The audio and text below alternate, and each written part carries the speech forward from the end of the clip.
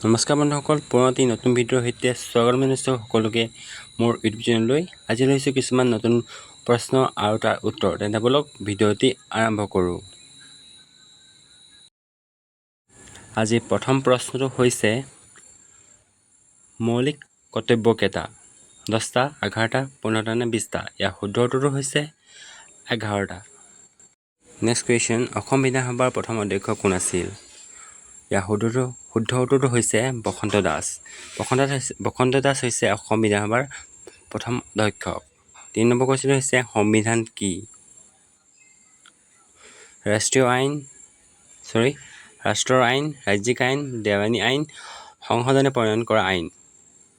ইয়াৰ শুদ্ধ উত্তৰটো হৈছে ৰাষ্ট্ৰৰ আইন।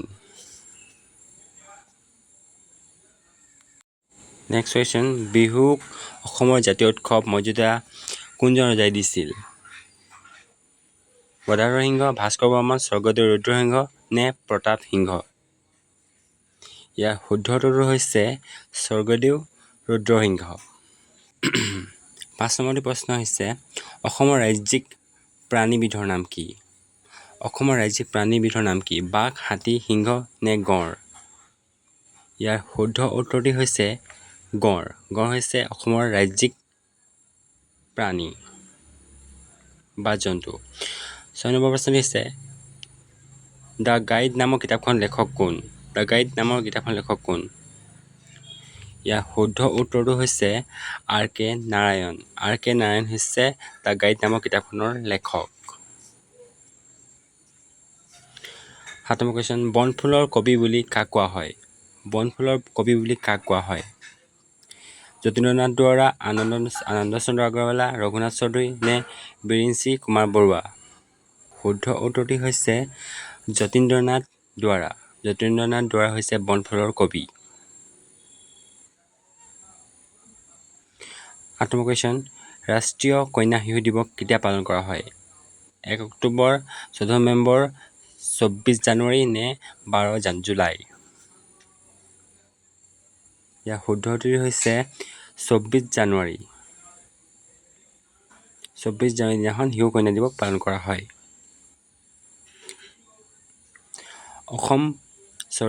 প্ৰথম অসমীয়া শিশু আলোচনীখনৰ নাম কি? প্ৰথম অসমীয়া শিশু আলোচনীখনৰ নাম কি? ইয়াৰ শুদ্ধ উত্তৰটি হৈছে ল'ৰা বন্ধু। ল'ৰা বন্ধু হৈছে প্ৰথম অসমীয়া শিশু আলোচনী। আৰু 10 নম্বৰ কুৱেশ্যন, ভাৰতৰ মুঠ ভৌগোলিক এলেকাৰ প্ৰায় কিমান শতাংশ মাটি অসম ৰাজ্যই আগুৰি আছে? ইয়াৰ শুদ্ধ উত্তৰটো হৈছে 2.39% অসমে আগুৰি আছে। গুৱাহাটী বিশ্ববিদ্যালয়ৰ প্ৰথম উপাচাৰ্য কোন আছিল? গুৱাহাটী বিশ্ববিদ্যালয়ৰ প্ৰথম উপাচাৰ্য কোন আছিল? ইয়াৰ শুদ্ধ উত্তৰটি হৈছে কৃষ্ণকান্ত সন্দিকৈ। কৃষ্ণকান্ত সন্দিকৈ হৈছে গুৱাহাটী বিশ্ববিদ্যালয়ৰ প্ৰথম উপাচাৰ্য। নেক্সট কুৱেশ্যন, অসম ৰাজ্যিক মহিলা আয়োগ কেতিয়া প্ৰতিষ্ঠা কৰা হৈছিল? অসম ৰাজ্যিক মহিলা আয়োগ কেতিয়া প্ৰতিষ্ঠা কৰা হৈছিল? 1993 চনত, 1957 চনত, 1951 চনত নে 1945 চনত? ইয়াৰ শুদ্ধ উত্তৰটি হৈছে 1993 চনত অসম ৰাজ্যিক মহিলা আয়োগ প্ৰতিষ্ঠা কৰা হৈছিল। নেক্সট কুৱেশ্যন, প্ৰথম অসমীয়া গদ্য সাহিত্যৰ লেখক কোন? প্ৰথম অসমীয়া গদ্য সাহিত্যৰ লেখক কোন? ভট্টদেৱ, লক্ষ্মীনাথ বেজবৰুৱা, শ্ৰীমন্ত শংকৰদেৱ নে ওপৰৰ এটাও নহয়? ইয়াৰ শুদ্ধ উত্তৰটি হৈছে ভট্টদেৱ। বৰ্মন বংশৰ শেষৰ ৰজাজন কোন আছিল? ইয়াৰ শুদ্ধ উত্তৰটি হৈছে কুমাৰ ভাস্কৰ বৰ্মন।